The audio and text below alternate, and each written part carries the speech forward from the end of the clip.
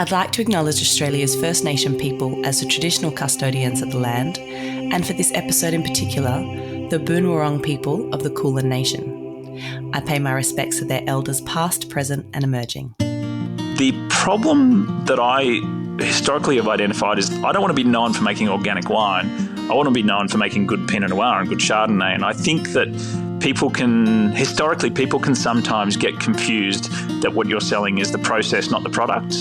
And that's not what I'm looking to achieve. This is Over a Glass. I'm Shanteh Wale. Rollo Crittenden is the jack of all trades for Crittenden Wines in the Mornington Peninsula. General Manager, Winemaker and Vineyard Manager, I can't imagine he has a lot of free time. But Rollo is a family man at heart, and today he's here to tell me how he manages to do it all. Hi Rollo, thanks for joining me. Hi Shanteh, thank you very much for having me. I'm really excited to have you on because I literally get excited just thinking about some of your wines. So it's such a pleasure to have you on the podcast, and I can finally ask the questions that I've been dying to ask. Absolutely. No, I'm looking forward to having a chat. I want to take you right back and get a little bit of a understanding of where it all started for you. Now, your family was involved in wine. Did you have a first memory when you ever kind of, understood that wine was this kind of tangible thing?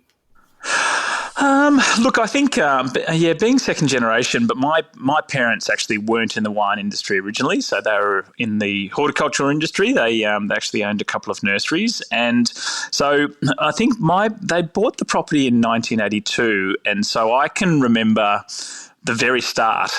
So going back to when I was about 6 years old, and I've just given away my age there.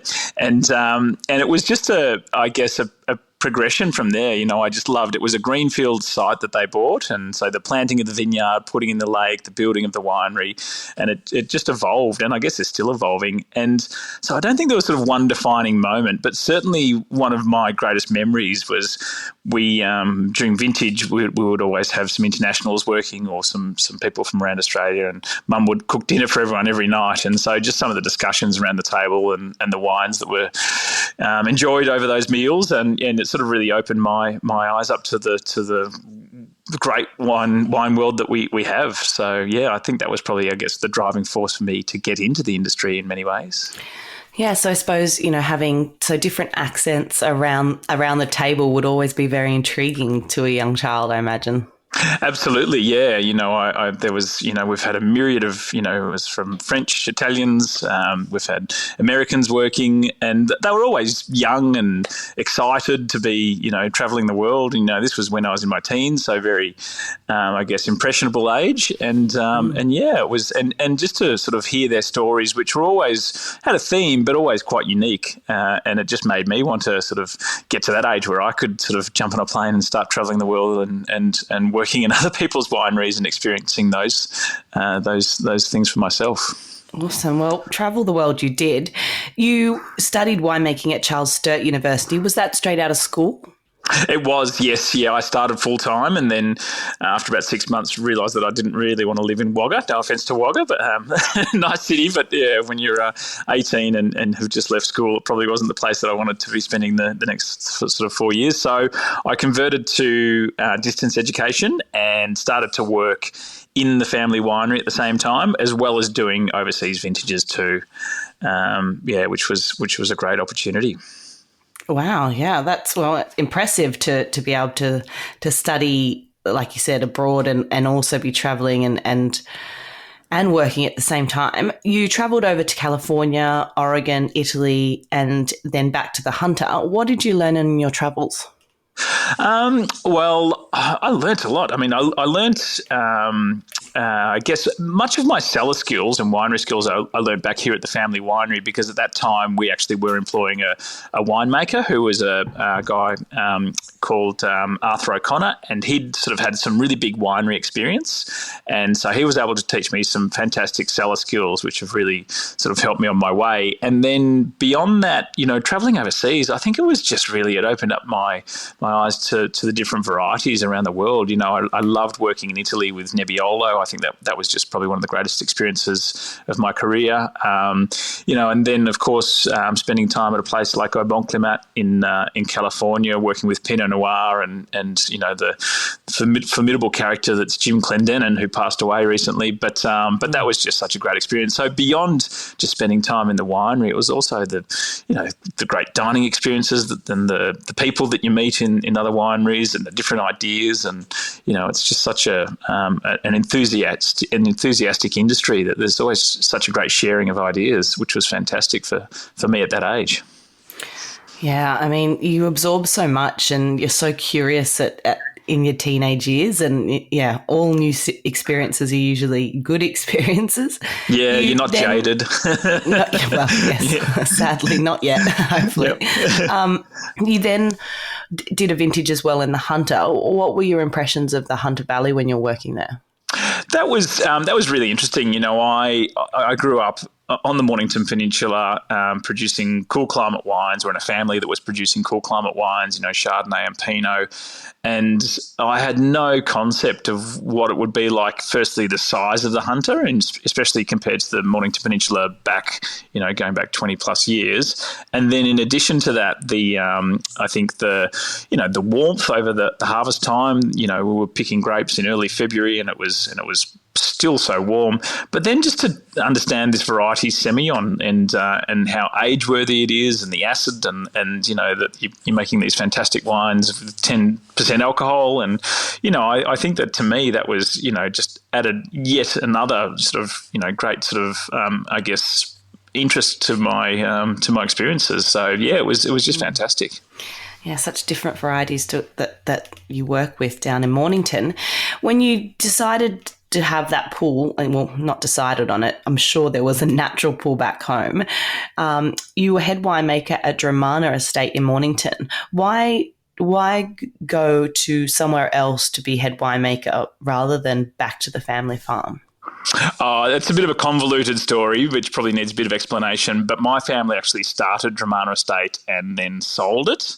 Not the property, but the brand. So the brand sort of moved to another site.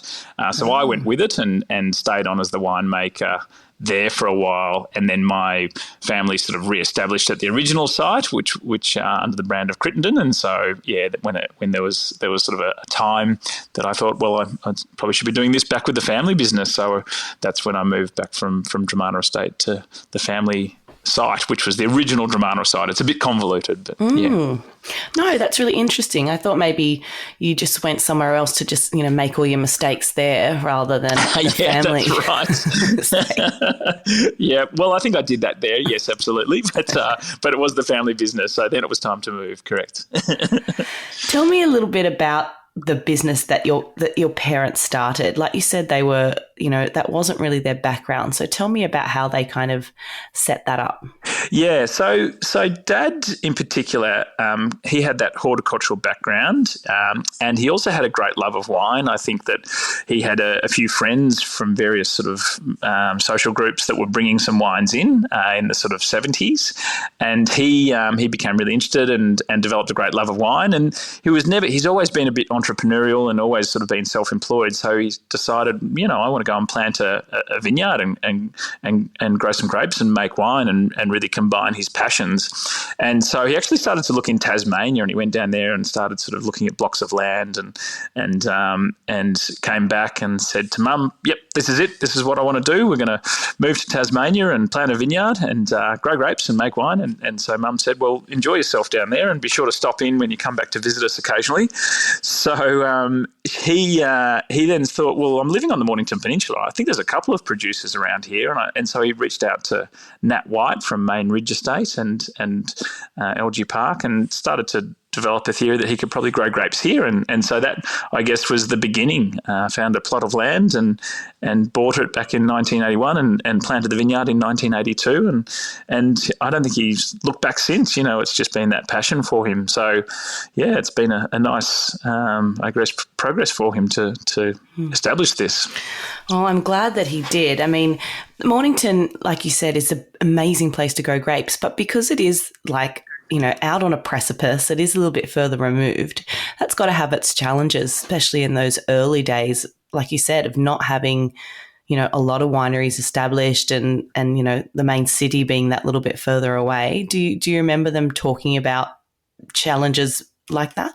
I think certainly I feel that the Mornington Peninsula in the early days, they had, or people like my dad and the other early producers had a lot of work to do to establish the name, because now we think about Mornington Peninsula being synonymous with Pinot Noir and Chardonnay, Pinot Gris, and I think in that regard, the brand Mornington Peninsula itself is very strong in relation to wine. But back then, of course, that wasn't the case. So I think that was one thing that Dad knew he had to work hard to achieve, was to get that name out there, and certainly the family winery at the time. And so he spent a lot of time traveling. He would always be doing trade shows and going over to the UK and traveling interstate. And he really fought hard to I guess put the spotlight on the region and was very effective at doing it too.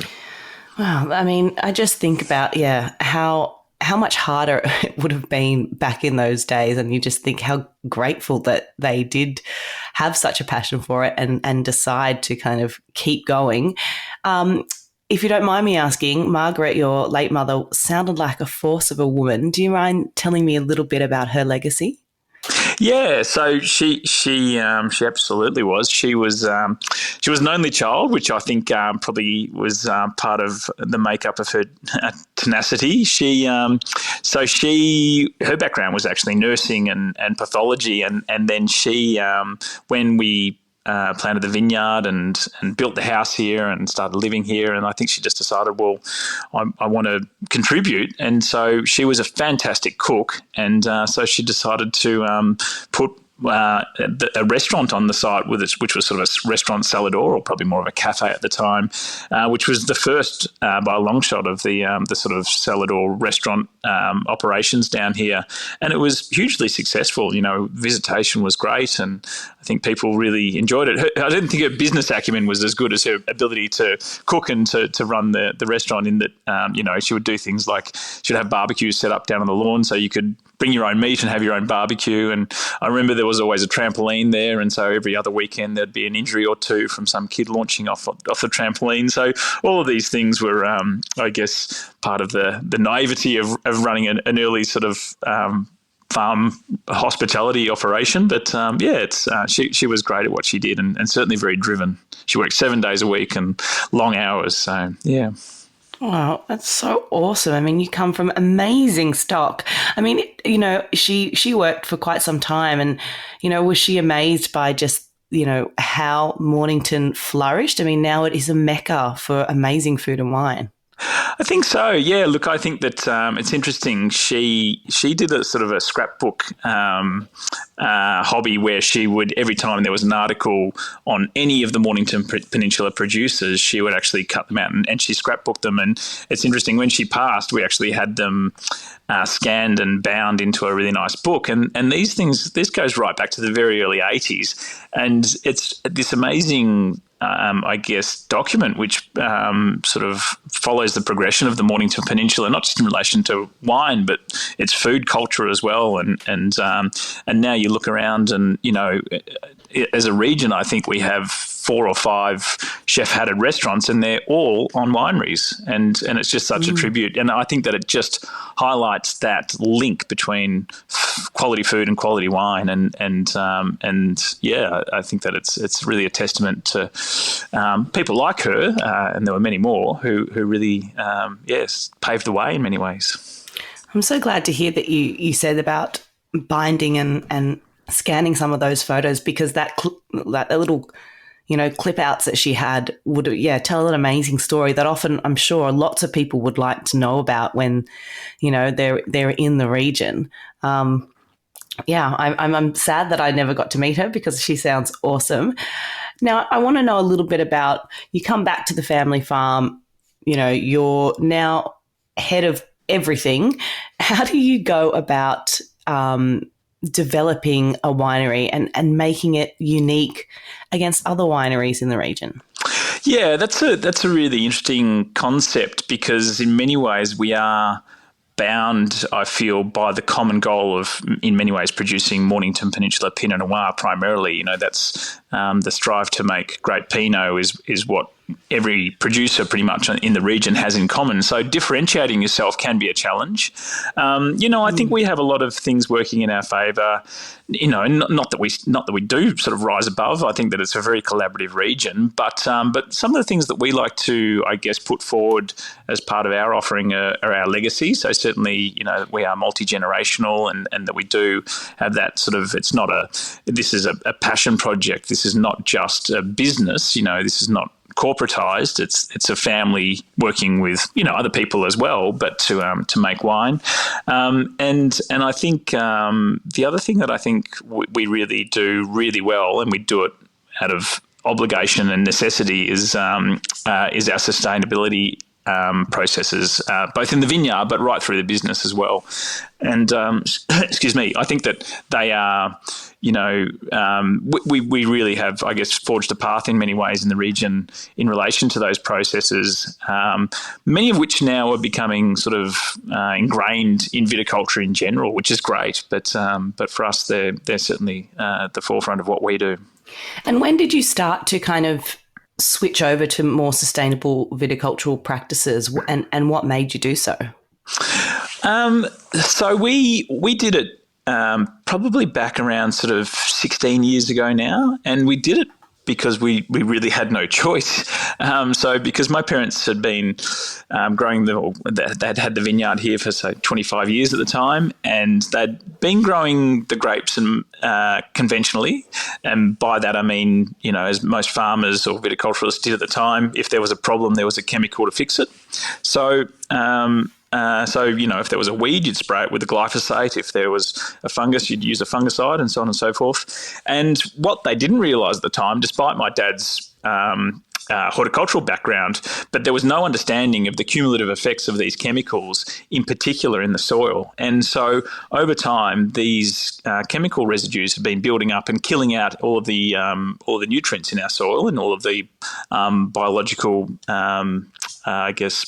beneficial sort of life in the soil. And so if you went into the vineyard 15, 16 years ago and dug up a clod of dirt, it would almost be like chalk. And so it would just break up and disintegrate in your hands. So we set about at the time trying to understand what we'd been doing wrong, and obviously that involved then eliminating these synthetic chemicals. And so that was part of the process, but that just reset the bar to where we were at the time. So then we decided, okay, well, we need to reinvest in our soils to bring them back to life and back to health. And that's how we embarked on the process of investing in the soils through composting and interrow cropping and everything else that we do now, which are sort of endemic in our viticultural processes. And you've won some amazing awards just for your dedication to that. Will you go down an organic certified path or a biodynamic path, or are you more on that Lutte Raisonné kind of, approach to you will do what you have to do, but, obviously striving to be as natural as possible in the vineyard?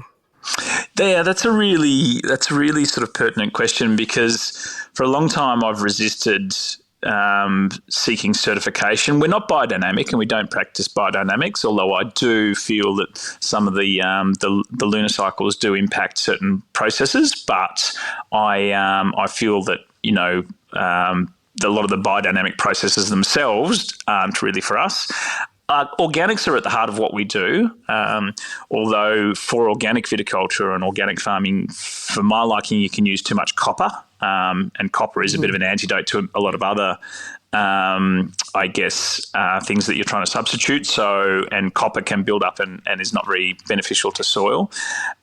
So in many ways, we are sort of heading down that organic route. But the problem that I historically have identified is I don't want to be known for making organic wine. I want to be known for making good Pinot Noir and good Chardonnay. And I think that people can sometimes get confused that what you're selling is the process, not the product. And that's not what I'm looking to achieve. But I feel that might be changing now. And I also feel that it's going to be increasingly important to have third-party validation that what you're doing is true and correct. So it's not okay just to say, hey, our wines are good and we are growing soil, we have a focus on soil health and we're sustainable and we're effectively organic, but then anyone can say that. So that's why also I'm conscious of the Sustainable Wine Growing Australia certification. I think that that's probably something that we'll look towards in the coming year or two, because again, I think that having that, ready to go certification, we tick the boxes, here's the proof sort of thing, is certainly worthwhile considering. And down the track, that might include organics. But yeah, I think organics has a slightly different perception in Australia to what it does perhaps in Europe at the moment. But that is evolving. Yeah, you answered that really well. And the reason I asked too is because it's very clear that your passion and dedication to really looking after the health of your site, and you know it better than anybody else. So I trust in that whatever decisions you're making, it's for the right reasons. And I agree with you. Sometimes we're seeing all these kind of, trending words at the moment, and some of them sometimes don't mean a whole lot when people talk about sustainability or they talk about perhaps organics, and you wonder really are they really just kind of using it as a keyword to sell their wine? And so I think you answered that really well. And I'm excited to see what you do. But in terms of, everything right now, your commitment to soil health, recycled waters and waste, you guys are really just, making sure that you leave the place better for the next generations. And that's so impressive.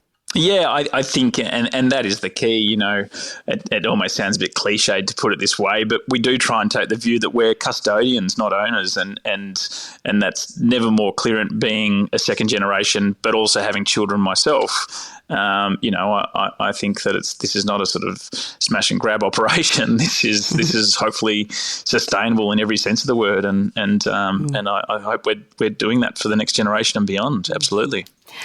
That's awesome. Talking about Pinot Noir, I do want to talk about Pinot Noir because I absolutely adore Mornington Pinot Noir, and I drink more Pinot Noir than anything else in the world. And the breadth of styles in Mornington, but also the level of flavour. And it's a question I was often asked in restaurants. Why is Mornington Peninsula Pinot Noir so good? So rather than me talk about that, I'm just going to ask you that question. Yeah, absolutely. Well, it's interesting. And firstly, I'd say that we are an extremely collaborative bunch of wine producers here. And I think we all know that we will have better results if we work together rather than against each other. And so there's a great sharing of information and understanding, but there's also a great sharing of, the marketing, part of it. And I think that's important. We need to be able to put that out there and have a consistent voice, albeit nuanced with our own individual businesses, and labels, but I think together we are much stronger. But the other thing that I think you have to recognise about the Mornington Peninsula is the average vineyard size is only 5 acres. And so this is not a corporatised large production. People are not coming to the Mornington Peninsula to grow grapes for the financial benefit. There's some strong businesses here, don't get me wrong. We're not here to lose money, but I feel that the passion has to be there first and foremost. And so if you look at it, there, I think to my mind, there are no longer any more sort of corporate or listed or large owned wineries on the Mornington Peninsula. They're all back in family hands. When Stonia's was bought recently, and Gallant has been bought back as well. And excuse me, I feel that in itself is a testament to the motives that people have when growing grapes in our region. They are driven to make quality wine. And of course, half the plantings on the Mornington Peninsula are Pinot Noir. And so, this is where we really hang our hat. So that's why I think we've progressed so much, in particular in the last, I would say, sort of 15 or 20 years.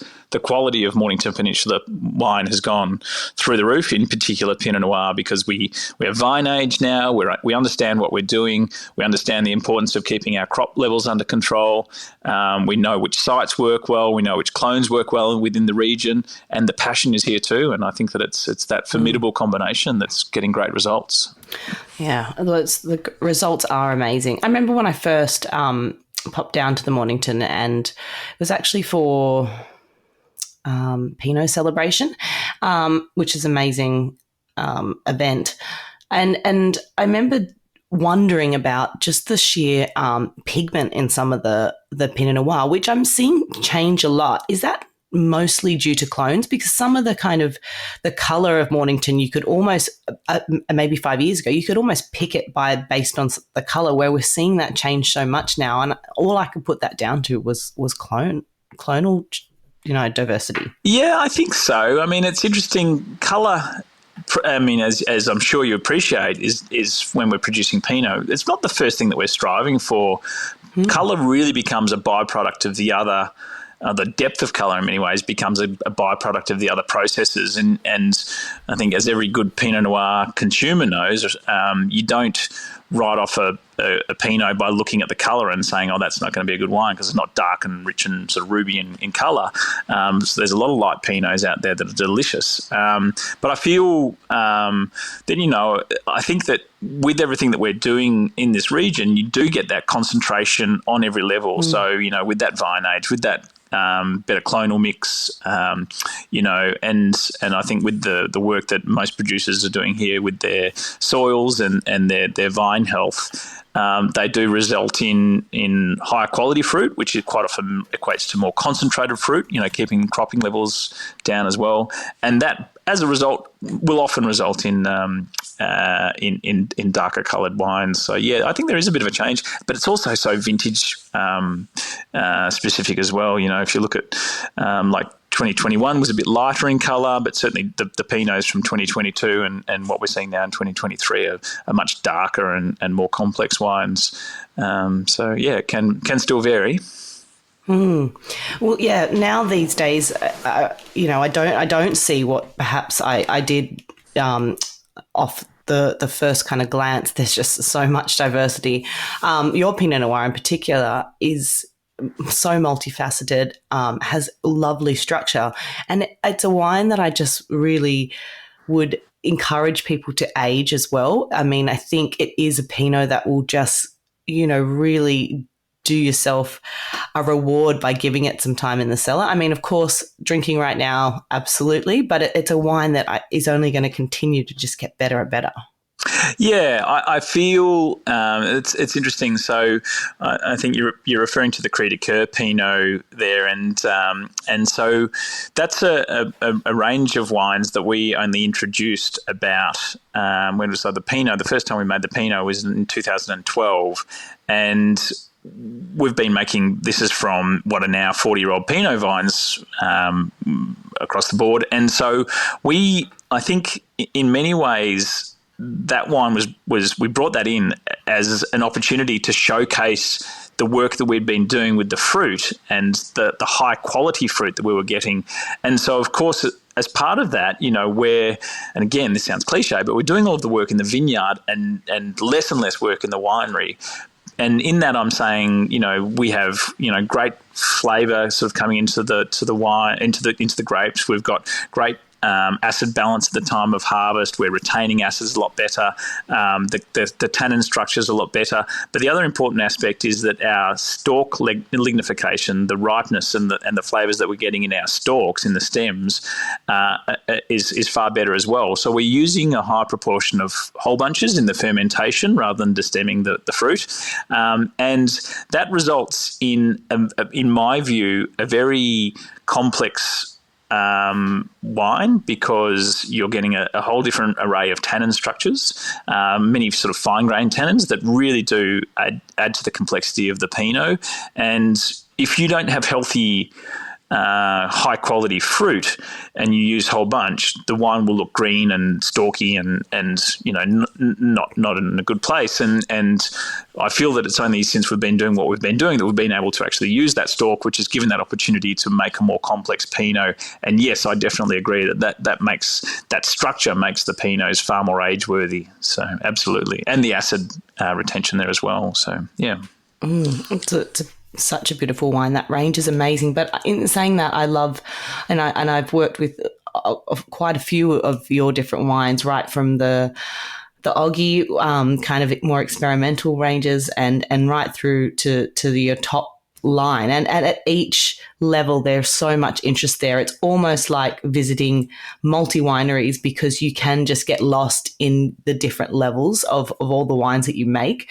But I desperately have to talk about a little bit more of the Crittenden range. So I'm so sorry that I'm focusing on that, but they're so exciting wines and I can't not ask some of these questions. I actually took the Crittenden bottle of Sauvignon with me last night as I went to Key Restaurant for a dinner, and I handed it over to the wine team there and I said, this is, if not one of the greatest drinks that Australia makes. And I really, truly believe that. And I'm so excited for them to try it if they haven't already. So tell me a little bit about Sauvignon and its kind of history in Australia. Okay. Well, firstly, that's very kind of you to say, Shanteh. I'm delighted you think so highly of the wine. It's been quite a ride, but to have that feedback is just music to my ears. Thank you. So Sauvignon, and I'll try and keep this succinct because it's quite a long story. But from our perspective, it's the greatest mistake that's happened to our business and certainly in my winemaking career. And by that I mean when we planted what we now have as Sauvignon, we were originally planting what we thought to be Albarino. So Albarino being the Spanish white variety from the Rías Baixas region in the northwest of Spain. And because we have a range of wines called Los Hermanos, which are Spanish varieties, and so we thought we'll grow some Albarino. So we grafted half an acre of our Chardonnay over to what we thought was Albarino, grew it, and made it for about 2 or 3 years. And then I had a phone call out of the blue from Max Allen saying, oh, have you heard about this Albarino identity crisis? And I hadn't, and he explained it all to me. But basically what happened was there was a French ampelographer, and an ampelographer is someone who can identify a plant, in this instance grapevines, by looking at the shape of their leaves and the bunches. And he went into an Albarino vineyard in South Australia and he said, lovely vineyard, but unfortunately that's not Albarino, that's Sauvignon. And so effectively what had happened was all of the plantings of Albarino at the time, and this is going back about 10 years, had come from the same fruit source. So they'd come from the same basically 8 cuttings that were brought into Australia from Spain in 1980. And unfortunately, the wrong cuttings were brought in at the time, and they were all Sauvignon, not Albarino. And so I think at the time there's about 150 acres planted to this, what was Albarino, but was actually Sauvignon around Australia. And most people pulled them out because they didn't, what is Sauvignon? No one knows what it is. Is it Sauvignon Blanc? No, it's not. Where's the Jura region? What's all this about? But of course, it turned out, and we were lucky because Matt Campbell, who's our assistant winemaker here, he'd actually been to the Jura and was quite familiar with some of the wines of vin jaune, which means yellow wine, and said, "Oh, this is a great opportunity." And so from there we started to, I guess, change our mindset. We kept one barrel back, and then we kept multiple barrels back, and started to develop the floor and really start to change our mindset. So Sauvignon, for the uninitiated, and there's certainly you have good reason to be uninitiated because it's such an unheard of style and variety. But Sauvignon, when made in the Jura region in France, they use it to produce a wine called vin jaune, which the direct translation is yellow wine. And basically, the winemaking process that we have embarked on, which they, I guess, own or created, is to age the wine under a floor yeast in barrel for 6 years. We don't quite do 6 years, we do about 4 years.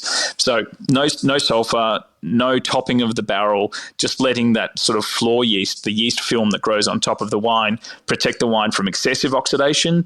But it also adds this beautiful sort of nutty, creamy, sort of curry leaf, umami sort of character to the wine. Sauvignon naturally has great acidity, so you still keep a degree of freshness. So then we basically wait until it's developed this really lovely nutty character. It is a bit of Russian roulette. You get all sorts of things potentially growing, some volatile acidity. You can get Brettanomyces. We've lost barrels. I'm happy to admit that. But yeah, those that sort of stand the test of time are just amazing. You've just got such a complex wine at the end of it, which is and it just ages so beautifully as well. So yeah. Well, the yellow wine that you produce is just sensational. It's unlike any other drink, and that's why I call it a drink, because it's at such top level in quality that I've seen, and that includes lots of Vengeance that I've tried from France as well.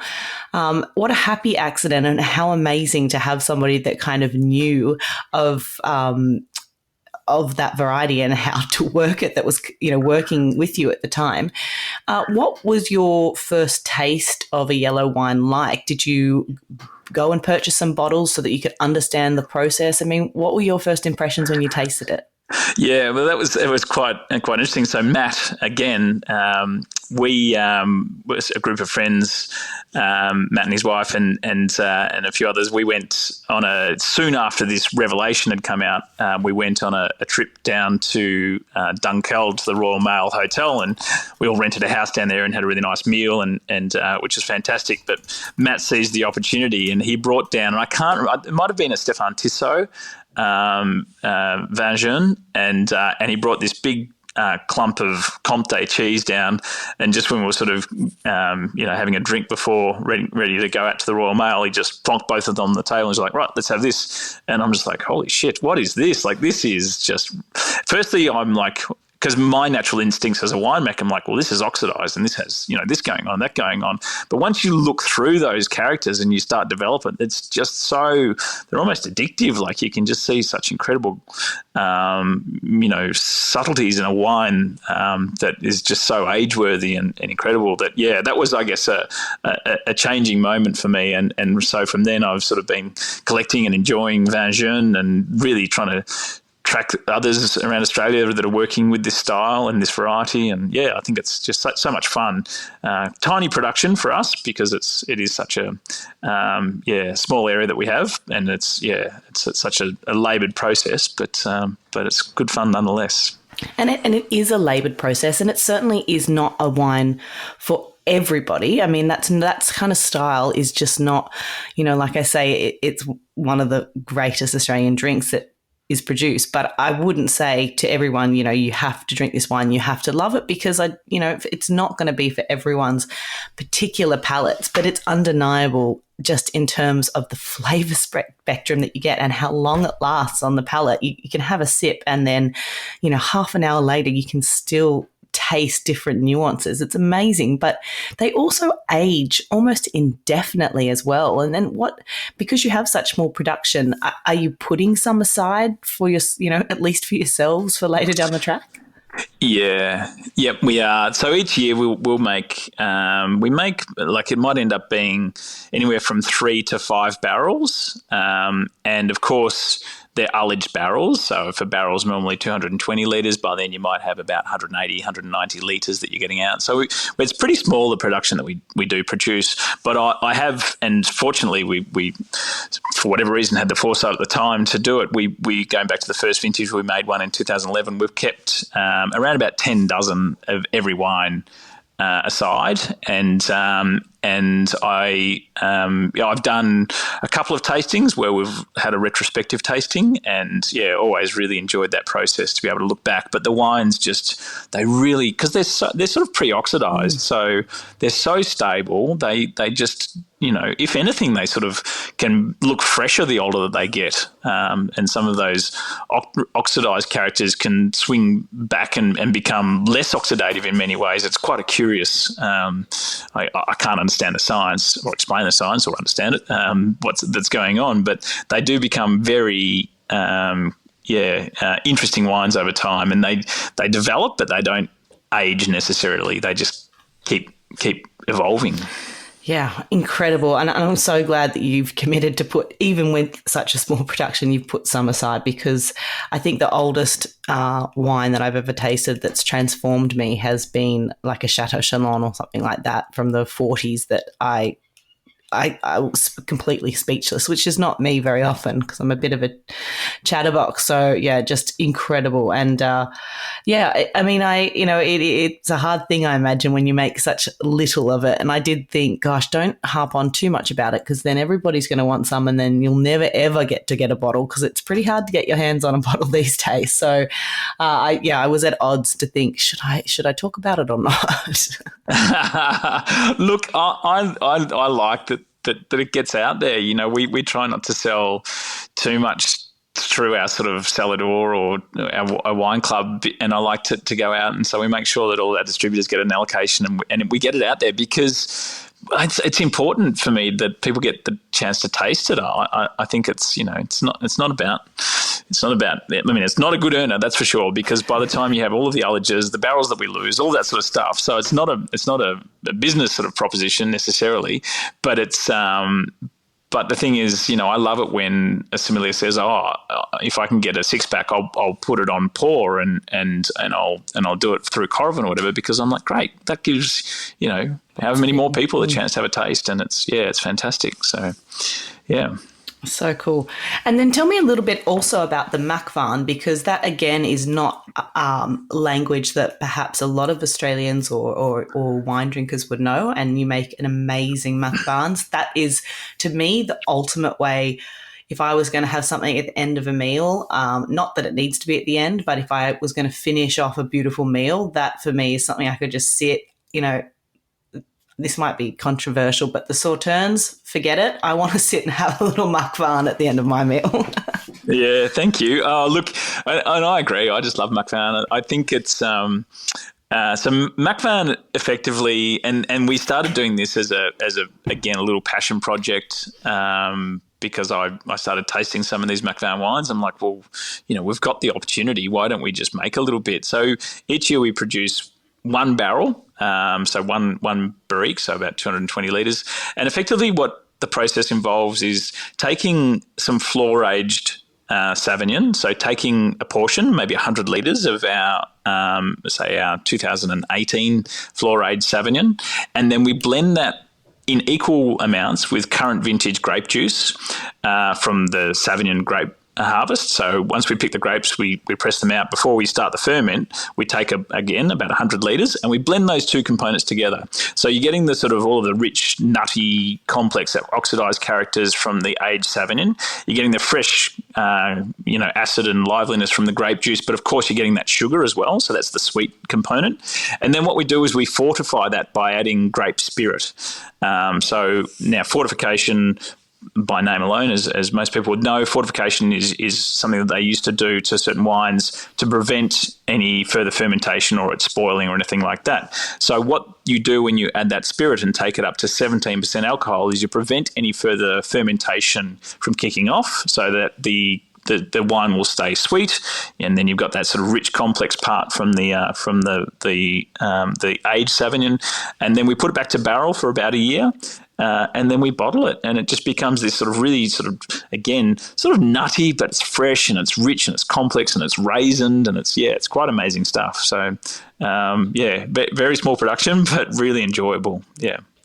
I'm so glad that you have the patience and the foresight to make wines like this. Like you said, that really at the end of the day, don't get your bottom line, elevated probably, but it's a real commitment to how much you love the curios, and you see that right through your whole portfolio. The just the interest in trying new things, but also steeped in tradition, and I think you really see the wonder of somebody that loves the wine world throughout all of your wines, and you really go on a journey when you taste any of your wines. So I'm such a big fan. I absolutely adore them, and I'm so glad. Thank you for making them year after year.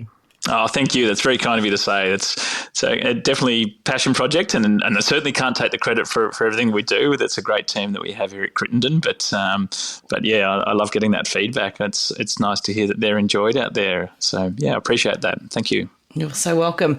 So I want to find out a little bit more about your palate. Rollo, if you could only have 3 drinks for the rest of your life, what would they be and why? Wow. Yeah. Okay. So 3 drinks for the rest of my life. Well, I mean, do I have to be quite specific here, or is this? No, whatever you like. I won't hold you over. Well, look, furnace. I mean, like many people in the food and beverage industry, I love a Negroni. I'm sure you get that quite often if you ask this question, but a Negroni to sort of start a meal or finish the day. Always, or finish the night is always a good way to have a Negroni too. But yeah, so big fan of Negronis. And then what else would I? Oh, look, I just love Nebbiolo as a variety, and I feel like for a while there we were actually making Nebbiolo, and we were taking fruit from King Valley, and look, it was a wine. We made some lovely Nebbiolos, but they always looked like Australian Nebbiolos. But having spent time working in Barolo and just the absolute love that I have for Barolo and Barbaresco, and I feel like it's there's been some excellent Australian Nebbiolos produced, and that there are, but I feel that is a little bit elusive for me still. I feel we're making amazing Pinots in Australia, world-class Pinots, but I think Nebbiolo, for whatever reason, still hasn't been able to break out of the Piedmont region, and I think that as a result, that's just a wine that I just love to drink when I can justify the expense and find some good food and some good friends to enjoy them with. So I guess and to that end, and it always has to come back to wine, but just Pinot Noir, of course, like in general. And, I think there's so many great examples. And it's interesting, and again, could be a cost thing, but I don't drink much Burgundy. I drink a lot of Australian Pinot. Like, I just think we're just doing such a great job in Australia, I mean, if you want to go high end, just the purity of the Bindi Pinots coming out of Macedon. But beyond that, the complexity of other regions and of course, here on the Mornington Peninsula, just some world-class Pinots. So I think two wines and of course a Negroni. That's what you're going to get for your 3 drinks that I would hang my hat on. I love that. I'd be disappointed if you didn't say Pinot Noir, but it's always nice just to hear.